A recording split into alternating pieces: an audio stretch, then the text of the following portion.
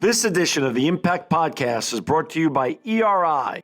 ERI has a mission to protect people, the planet, and your privacy, and is the largest fully integrated IT and electronics asset disposition provider and cybersecurity-focused hardware destruction company in the United States, and maybe even the world. For more information on how ERI can help your business properly dispose of outdated electronic hardware devices, please visit eridirect.com.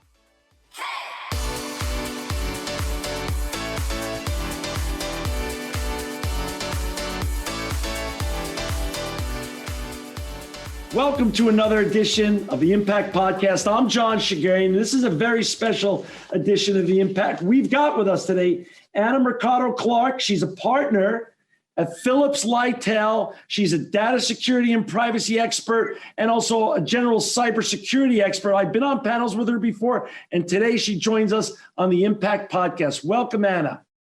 Thank you very much, John. I'm happy to be here and always happy to talk to you. Well, it's, the feeling's very mutual. And, Anna, before we get talking about all the important work that you do and the topic that you cover, which are really huge trends in our world today in terms of cybersecurity and data security and privacy, can you give a little bit of the Anna Mercado Clark backstory? Like, how do you even get here? How do you end up in New York with this very important practice that you're doing right now at Phillips Lightel? Sure. So I actually grew up in the Philippines. I moved to the United States when I was 11, New Jersey, went to law school in New York. My first job out of law school was as a criminal prosecutor at the Queens County District Attorney's Office, where I prosecuted everything from misdemeanors to attempted murders. And then I joined a civil litigation firm. I got recruited to my current firm where I was a commercial litigator. And I ended up getting into data because I was involved in volumes of data. And so initially my involvement in data was in e-discovery. And because I was so familiar with my clients' data systems and data, anytime they had a data question, they came to me. And so I ended up learning the practice area and joining the data security and privacy practice team of the law firm. And now I lead the team. Did you have any idea back then that cybersecurity would become such a huge industry when you were like contemplating this evolution in your career? Not in that particular sense. I knew some lawyers at my law firm already had assisted in data breaches. But for me, I just knew that data was the future, right? The companies were, as things were becoming more automated, companies were storing more and more data. And so I knew we had to manage that somehow, and that the issues were going to proliferate as we continue to amass more and more information. But I did not think along the terms of data security or cybersecurity necessarily back then. Wow. Got it. And for our listeners and viewers out there, to find Anna, I just want to give this shout out right now. You can go to www.phillips with two L's, Lightel, lytle.com, lytle.com, phillipslightel.com is where you can find Anna. Anna, let's get right into it. Talk about where we are today. It seems as though when you read the stats, when you're growing up, you hear those famous words, crime doesn't pay. But when it comes to cybercrime, it seems as though that's turned on its head. In 2015, $3 trillion was gotten by the bad guys. 5 years later, in 2020, $6 trillion. What's going on here, and what should our listeners and viewers, whether it's protecting their own family or whether it's protecting the ecosystems and businesses that they represent, what should be top of mind for them, and what should they be thinking about that they're not thinking about today? That's a very good question. I think when we think about cybersecurity, initially, when we started thinking about scams, right, through emails, you used to get the Nigerian prince email, or I won the lottery email, and give me some money and I'll give you, a windfall later on. The cyber criminals have gotten so much more sophisticated since then. And I think that's what's so scary now. So a lot of the data breaches and cyber incidents that we've dealt with, particularly during the pandemic, have evolved around large multi-million-dollar transactions involving wire transfers, where the bad actors or the cyber criminals are infiltrating email systems. And so I think for people who are looking to protect themselves and their family members, I wouldn't worry so much about the latest in gadgets, the latest in software. Ultimately, systems are as strong as their weakest link. And so use your common sense. Think about whether something sounds right. And if you don't feel right about it, if it doesn't sound right, then don't move forward with it. Think about how you can confirm transactions, particularly if it involves large amounts of money, because once the money is in the wrong hands, it's very difficult to get that back. We work with law enforcement officers quite regularly to try to get money back where they've been wired to the wrong accounts or fraudulent accounts. And it's very, very difficult once it's out to get it back. So the best defense is really not to find yourself in that position to begin with, which really means staying vigilant, using your common sense. If something doesn't sound right, talk to your friends. Look at the FBI website, actually, because they frequently put out alerts on what the most common scams are and validate transactions. And to the extent that you have online accounts, make sure that you're implementing dual factor authentication. What that means is, in addition to your password, the account will ask you for an additional second layer of confirmation of your identity, whether it's a ping on your cell phone or an app that you've previously validated, to make sure that you're who you say you are, and it's not some person trying to get access to your account without authorization.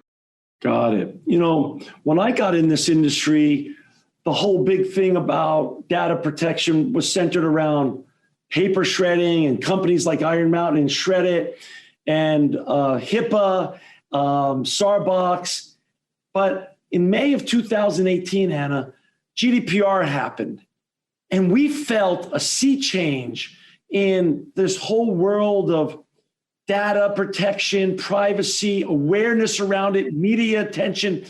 There's all sorts of new laws that have come out, and GDPR then has come to America, and now states such as, let's just take California, Nevada, Maine, and New York have already passed their own data and privacy laws. And and you would know better than me, but when I've talked to other experts that are like you and on the level that you are, they tell me every state in this nation within the next 12 to 24 months will have their own law.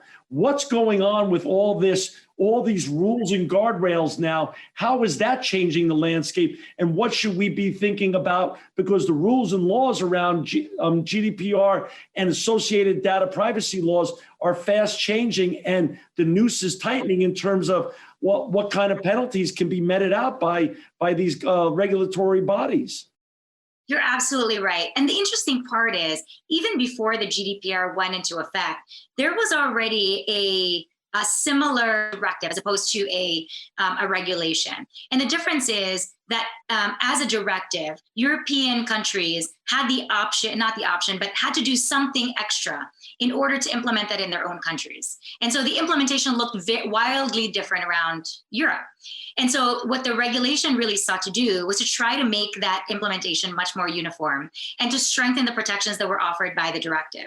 The additional thing that made it different from the directive, and the reason that it became such a big news item around the world, is it sought to have extraterritorial reach. And what that means is, even though you're a company that's not located in an economic area where the GDPR is in effect, you would find yourself subject to the law if you meet the threshold requirements of Article 3. And so companies that are solely located in the United States, we're only doing business in the United States, might find themselves, either based on their third-party arrangements, their vendors, their marketing activities, might within the ambit of the GDPR.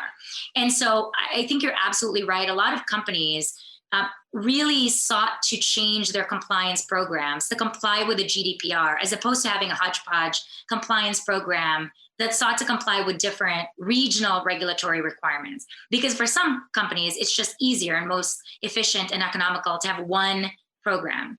Now, once that much easier for other jurisdictions to then pass more stringent requirements, because companies were already doing what they needed to do to comply with the GDPR.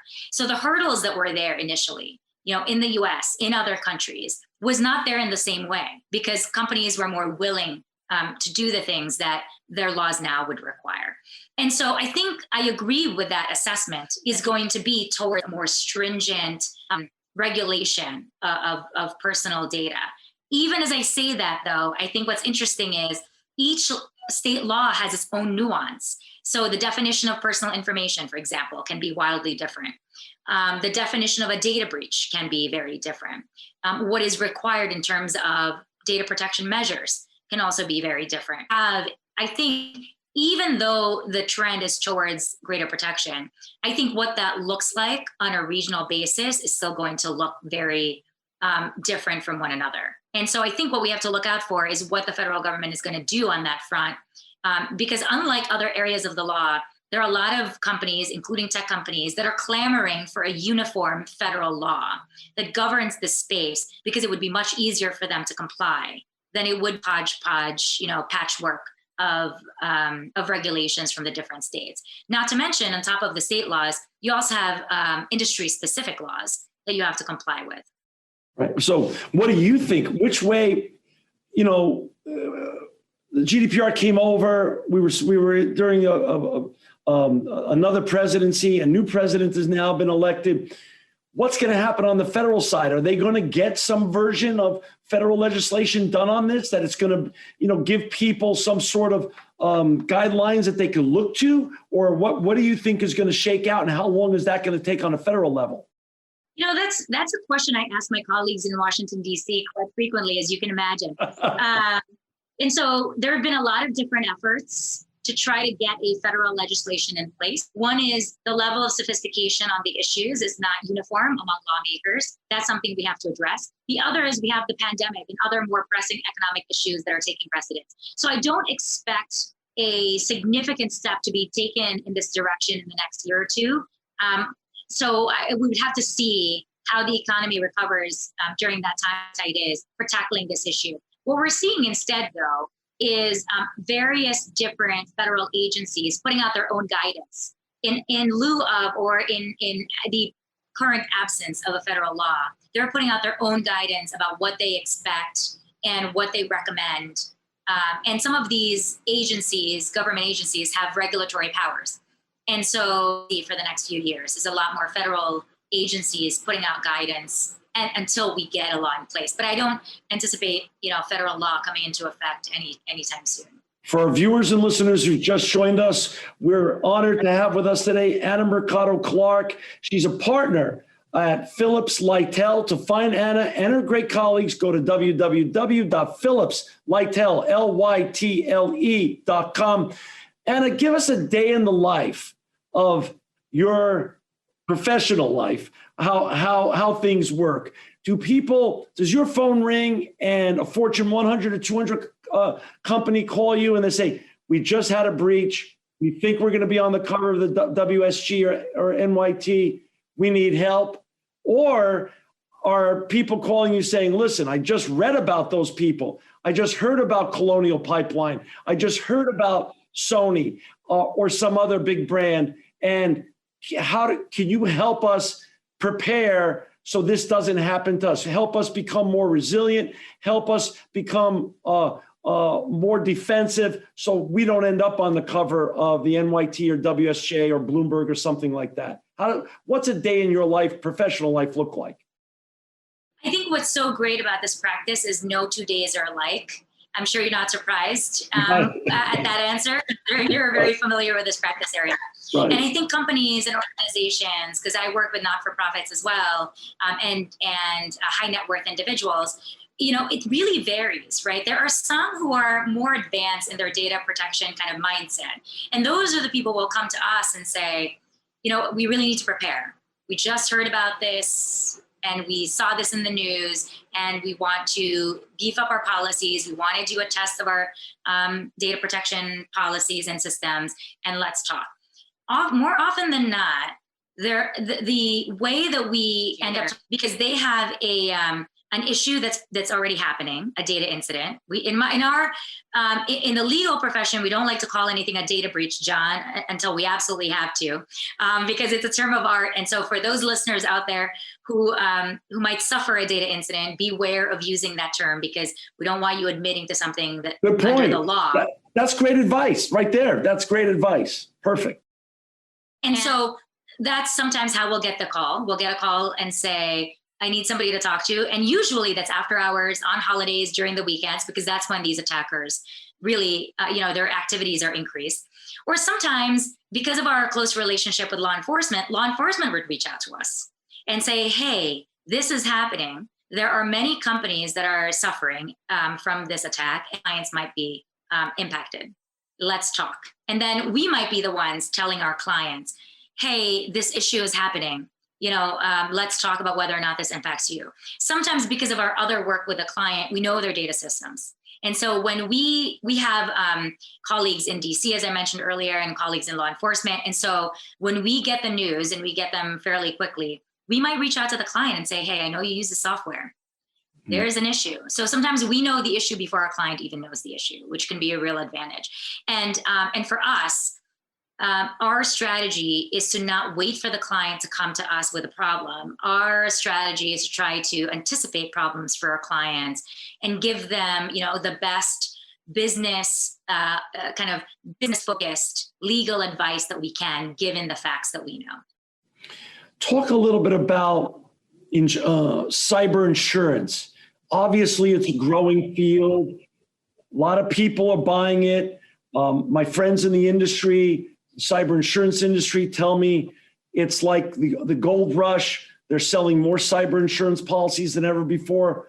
But when the bad guys seem to be winning, the cyber criminals go from 3 trillion in 15 to 6 trillion in 2020 in terms of ill-gotten gains, is it an insurable industry? And how are the insurers going to continue to figure out how to work with those they're insuring so they don't have losses every year in terms of cyber insurance that they're selling? How does that interrelate, and where are you in that ecosystem in terms of advisement? Yeah, no, that's a great question. When people started thinking about cyber insurance at the outset, insurance companies didn't know how to price these policies, right? It's very unlike other insurance policies that are on the market. In our experience, the insurance issues don't arise the way that they do in other general commercial coverage, in that the question is never how much is covered, right? And usually in commercial situations, a lot of the dispute centers around how much is the insurance willing to kick in. The interesting thing about cyber insurance is the issue is usually whether or not your event is even covered. And so we tell our clients all the time, you really should seek legal counsel. Don't just rely on your broker when you're selecting your when you're selecting your coverage. I don't say that just because I'm a lawyer. You can hire some other lawyer. It doesn't have to be me. The reason I say that is because you might be confident you have a $10 million policy, $100 million policy.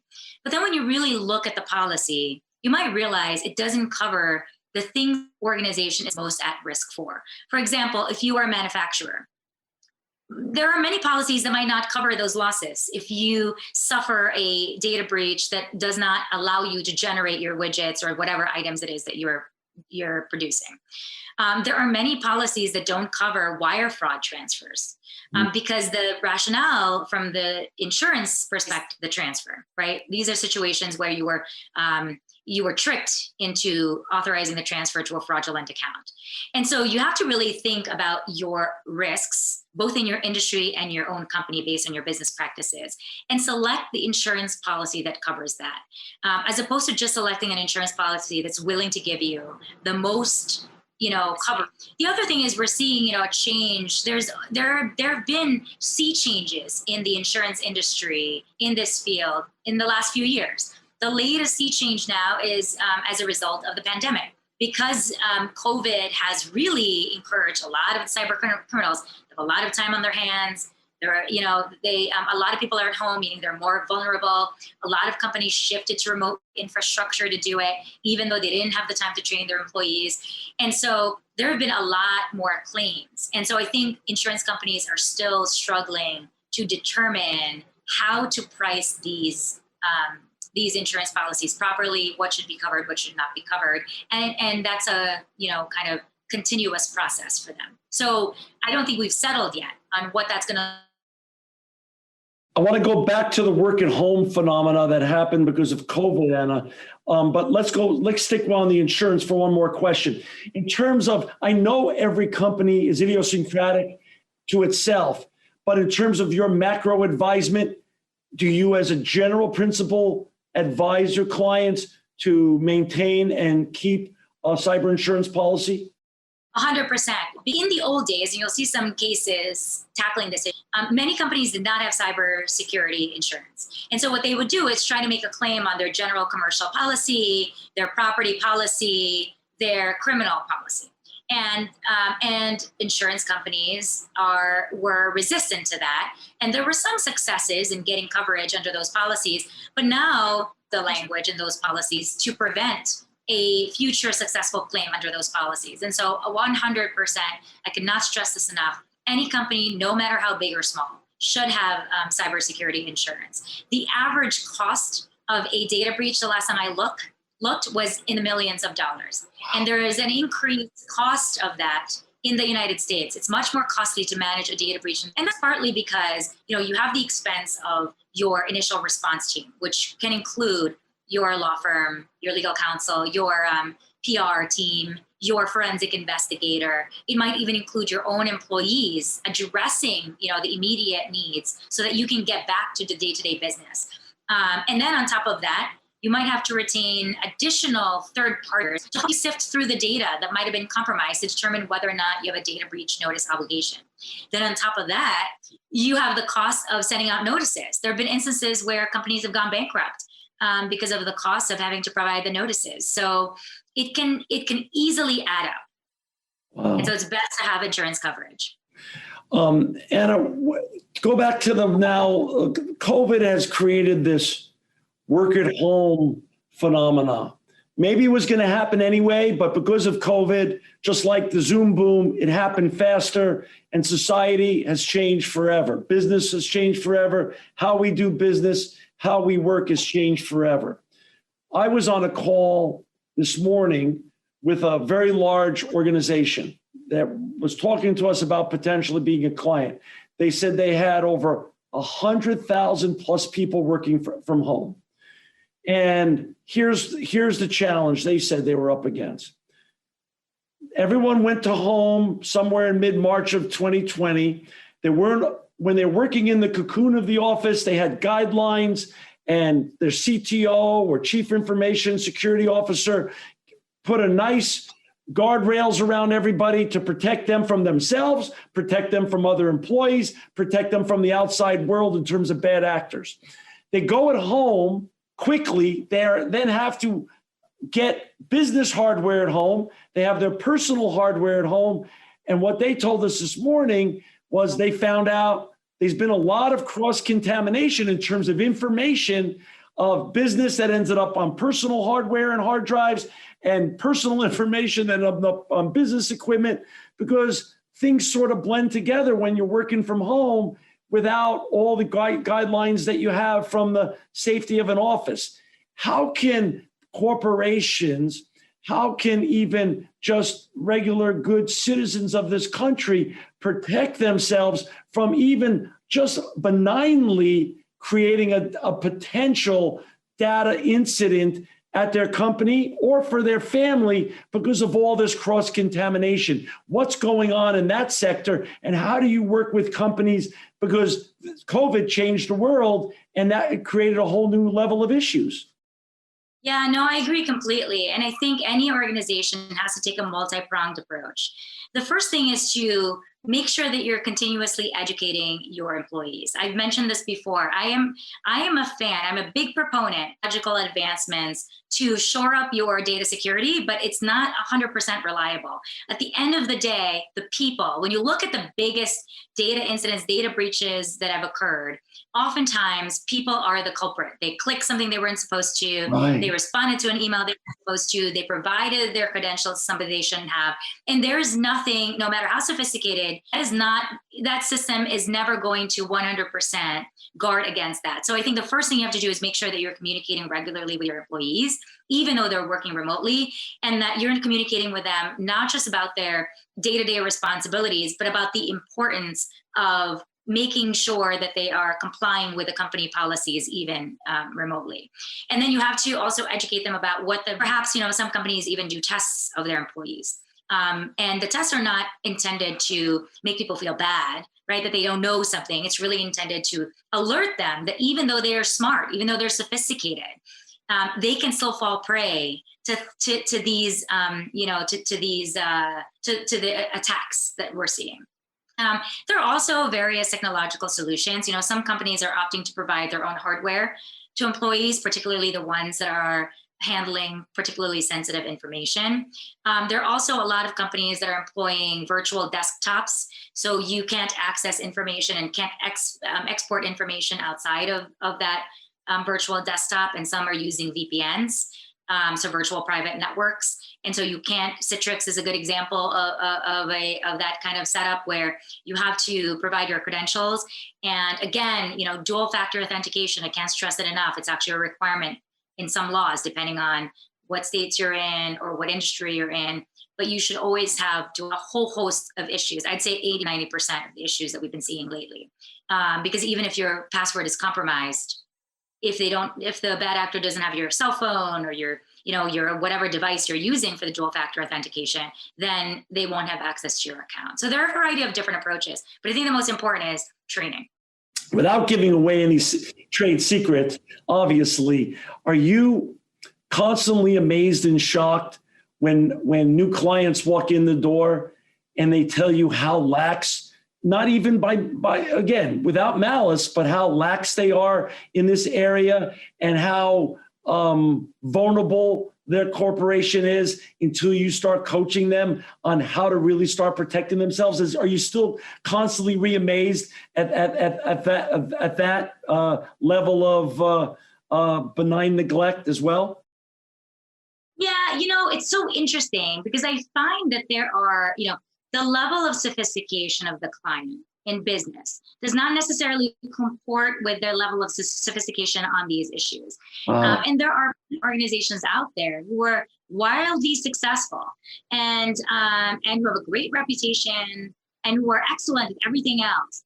But we find, especially depending on the industry, we find there are organizations who don't necessarily think they're a target, who don't think that they need to worry about this because they're not an Equifax, they're not a consumer-facing company. Right. And that's the wrong approach and that they're attacking construction companies, manufacturing companies, companies that are part of the supply chain for our energy grid. Think governments. Traditionally, organizations that would not think they're a target are increasingly becoming a target. So in this industry, the question, as you know, is not if, it's when. And the other thing is there are a lot of clients, officers of companies, for example, management personnel who think I'm so smart, I'm so sophisticated, I'm not going to fall for this. And, I tell them all the time, don't feel bad if something happens and you do something that you're not supposed to do because, which is why I think education is always so important because the threats change constantly. And so all we can do is try to keep up as much as we can with it and make sure that people are armed with the tools they need in order to protect themselves. And once something happens, the other important piece is making sure they know who to report it to and what to do. Because that's the worst part, right? We have companies who do testing, click on the malicious email, and only 5 people report it.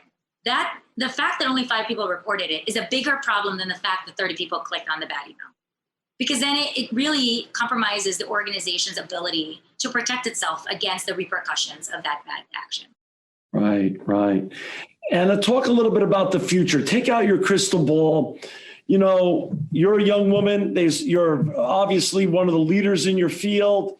Talk about this decade ahead. If you were looking at if cybersecurity and the trend of cybersecurity was a baseball game, are we in the bottom of the fifth or the top of the second inning in terms of the evolution of data security and privacy and how that whole world is going to evolve in the next 10 years ahead of us? I just say I love that analogy because I'm a huge Mets fan, and I hope I don't offend listeners. Let's go Mets. This is our year. We say that every year, but I truly believe this is our season. And not just because Jacob deGrom is such an amazing pitcher. Should we talk about that instead? And so it's interesting because I think despite the many changes and the developments in this industry, I truly believe it's still in its nature. When you look at who's in space, for example, right? There are some of us who have been in this space for many years, but most people are only really starting to think about these issues, to think about data security. And there are still so many technological advancements that are happening in this space, both in terms of trying to protect data, but also every time there's a new technological development, we have to adapt. Now, what do we do? Like Zoom, for example, right, was not a way of life before the pandemic. Now we have Zoom. There have been a lot of modifications to Zoom, as you can see, that have happened even just since the beginning of the pandemic. And so, I think we're just warming up. We're not even in the main, we haven't even begun the ball game yet. Got it. I love it. That's awesome. Anna, talk a little bit about, I want to switch from your expertise, your profession on data security and privacy, but talk a little bit about your journey personally. Historically, chief information officers, chief technology officers was a guy's world. You're a woman that's broken into that industry. Let's talk a little bit about that. And then let's take it one step further. You're also a woman of color and ethnic and an immigrant. What level of difficulty on those two issues have you found in terms of breaking into the boys club, breaking into business and shattering the glass ceilings? I'm always fascinated by that journey. I'd love you to share because we have so many young women around the world that watch the show, listen to the podcast. I'd love you to share your experiences in busting through. So that's a great question. I love that you asked that. And I hope that me wearing my traditional wear today did not talk about that. It's like, stop. This is as my friends would say in the Philippines, ganda ganda, beautiful. I mean, just. I appreciate that. Nicely done. And so this is actually a traditional Filipiniana top from the Philippines. And as part of kind of my conscious desire to bring diversity into conversations that I'm a part of, I've started to substitute wearing suits oftentimes when I'm on panels, when I'm speaking publicly. Great. I've done a TV interview wearing my traditional wear. And at first I thought, it might put people off. But interestingly, I've had such a great response. People are curious about it. And it's been such a great way to start a conversation about diversity, about where I'm from, about where other people that I'm speaking to are from. It makes them feel more comfortable to share their own stories. And so as far as my own story goes, as I mentioned earlier, I moved here when I was 11. It was a tough transition. I was bullied when I was in grammar school when I first moved. And because of that, and because of the, kind of the lack of representation, or for at least for me, I didn't have a lot of people who already occupied the position that I'm in now in my own circle. I am more conscious of being that for other people, being that resource. And so I started teaching at Fordham a few years ago a fundamental lawyering skills class where I teach aspiring lawyers about the soft skills that you need to be a lawyer, client interviews, negotiations with adversaries. And then I was also asked by the law school to develop a data security and privacy course for compliance professionals. And it's been such a great experience. I co-teach that with my friend, Professor Ken Roshbaum, who's also a partner at a different law firm. And we've had such an interesting time talking to different people about their own compliance experiences. And these are people who work for Fortune 50 to 100 companies, so we learn as much from them as they learn from us. But the reason I teach is because I want to make sure that there are people who look like me who are in these spaces. And I also am cognizant, even though I don't want to necessarily be, or I don't think I deserve to be representative of a whole group of people, I recognize that sometimes when people meet me, whatever their impression of me is, will be applied to people who come after me who might look like me. And so because of that, I always want to be the most prepared person in the room. I always want to be the person who is trying to solve problems and kind of bridge any gaps that there might be among the other people, in that room. I have a theory on that. What makes this country great, and you and I both can relate, is that we're an immigration nation. You're sitting in the hotbed of it right in middle of New York City. Is that our immigrant DNA, or is that more of a mother and father thing? Did your mom and dad instill education on you and always to be the most prepared person in the room? Or was it just our immigrant DNA that we come to this country really with nothing? All of us have similar journeys, and that it's on us to make the most of this opportunity. And the only way to do that is through education and preparedness. How much is nature? How much is nurture? I've never thought of it in those terms before. So you're making me kind of think about these issues in a new way, which I really like. I think it's a combination. My mom and my dad were very hardworking. My father was a physician. My mom was a nurse. And so they have always been hardworking. And both of them came to the United States for additional medical training and ended up staying here in varying lengths of time.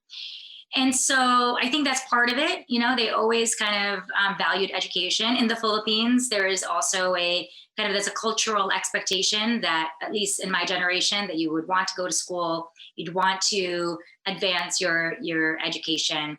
And then when I came here, I think, how do you set yourself apart? I knew that I was not going to be, I was humble enough to know I'm not going to be the genius in the room. And I think most people will not be that person. All right. There are very few people who truly occupy that space. But what I wanted to be was do the best that I can. And I found actually that I can do better than a person who is smarter than me by being more prepared. And that's something that was within my control. I couldn't control what was naturally given to me or my natural talents. What I could control was how hard I worked for my clients and in whatever space I occupied. And which is why, that's something that I've always, and even in my firm, that's something we instill in our younger associates or newer associates, is that I'd rather have you be the most prepared person in the room rather than the smartest, because, the smartest person is not necessarily going to do the best job. That's really so true. In terms of your Filipino background, your Philippine background, you're also the founder or co-founder of the Philippine Bar Association? Right, the Filipino American Lawyer Association of New York.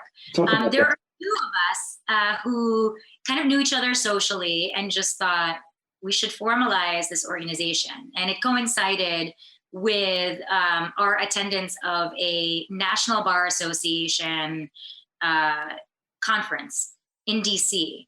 And there were some other Filipino lawyers there from around the country who were coalescing to form a national organization. I'm actually also on the board of the National Filipino American Lawyers Association. And so around the same time, we thought, New York is a hotbed of legal issues and legal talent. We should also, form our organization, which we have. And we have also established, with the cooperation of the national organization, a scholarship for law students, and we do a lot of work with the community, but also we host a lot of events and panels touching on various legal issues that are kind of at the forefront of. So mom and dad, are they still alive? So my father actually passed away when I was in college. Okay. And my mom is still alive. She's a retired nurse.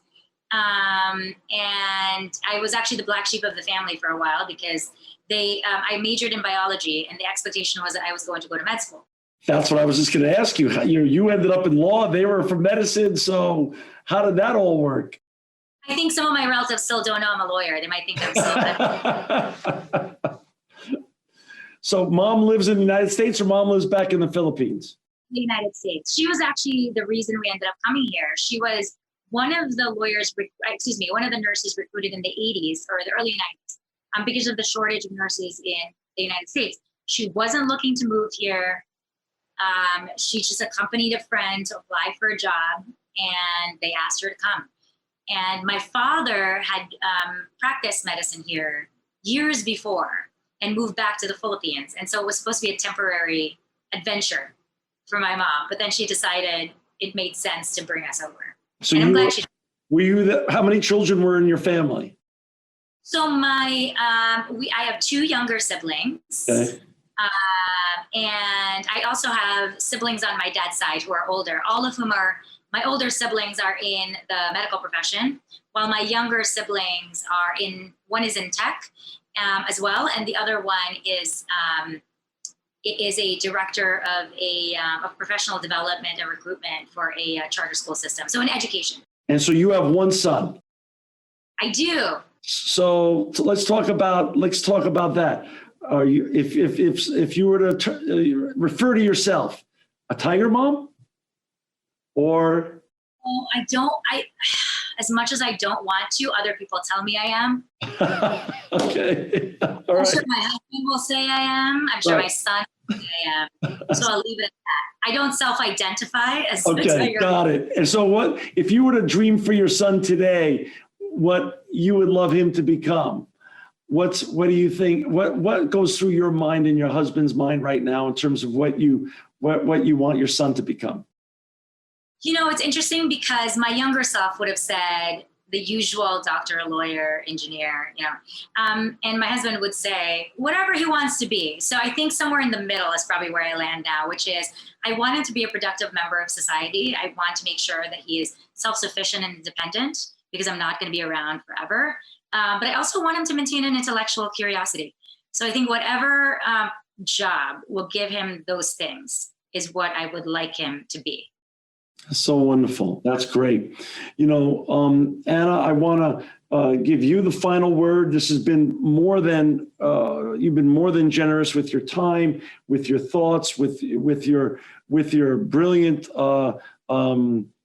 expertise or professional skills when it comes to data security and privacy. Any final thoughts for our listeners who are looking to better protect both their families and the organizations they're with in a very cyber-centric world where the cyber criminals are on the cover of the newspapers and the news every day? Yeah, I think for me, the bottom line is don't be afraid of technology, because you are going to be faced with technology in various aspects of your daily life. It's better to try to learn it. Don't be afraid to ask for help. And then also use your common sense. Just because you're in the digital world doesn't mean that world operates that much differently than real life. Trust your instincts. You know when something doesn't feel right. You know when you shouldn't be giving your information to people. And by the way, the default should be don't give your information to anybody over the phone, over email. Banks and other entities are not going to ask you for that information in almost every instance. And if you're in doubt, use the contact information you have with the various organizations you have a relationship with to find out if the request for information is legitimate. And use the they've provided to you to provide that information. She's Anna Mercado Clark, a partner in charge of data security, privacy, and other cybersecurity related issues at Phillips Lytel. You can find her at www.phillipslytel.com. Anna, thank you for the generosity of your time. Thank you for making the world not only a better place, but a safer place. Thank you for inspiring the next generation of young potential lawyers and professionals who are going to break through, especially women and young ladies who are going to break through glass ceilings like you did, and not be just the smartest person in the room, probably the most prepared person. Thank you for being on The Impact today. I'm so honored and humbled that you joined us. Thank you so much for having me, John. And thank you for covering topics that are near and dear to my heart and I think are not covered nearly enough when these issues are discussed. This edition of the Impact Podcast is brought to you by Engage. Engage is a digital booking platform revolutionizing the talent booking industry. With thousands of athletes, celebrities, entrepreneurs, and business leaders, Engage is the go-to spot for booking talent, for speeches, custom experiences, live streams, and much more. For more information on Engage or to book talent today, visit letsengage.com.